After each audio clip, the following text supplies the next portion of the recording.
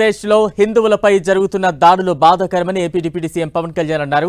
పాలస్తీనా గొడవల గురించి మాట్లాడేవారు బంగ్లాదేశ్లో జరిగే దాడులపై ఎందుకు స్పందించారని పవన్ ప్రశ్నించారు. హిందువులపై జరుగుతున్న దాడులపై అందరూ స్పందించాలని అన్నారు. మరోవైపు అదానీ అంశంపై పవన్ రియాక్ట్ అయ్యారు. అదానీ పవర్ ప్రాజెక్టు విషయంపై లోతుగా పరిశీలన జరపాలన్న పవన్ గత వైసీపీ ప్రభుత్వం అనేక అవకతవకలకు పాల్పడిందని ఆరోపించారు.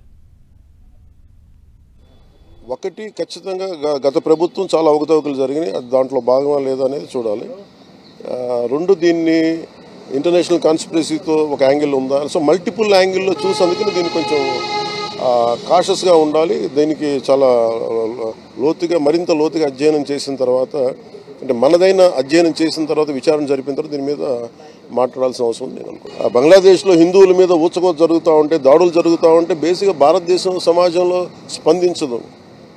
అది నాకు చాలా ఆవేదన కలిగిస్తుంది. ఇండియన్ ఆర్మీ అంటే ప్రతి దేశంలో ప్రతి రాష్ట్రంలోని సైనికుడు ఉంటారు. అక్కడ వాళ్ళ రక్తాలు దారబోస్తే తప్ప, వాళ్ళ ప్రాణాలు కోల్పోతే తప్ప ఈ రోజున బంగ్లాదేశ్ విమోచన జరగలేదు. షేక్ ముజిబుర్ రెహమాన్ ఆయన ప్రభుత్వం స్థాపించలేకపోయింది.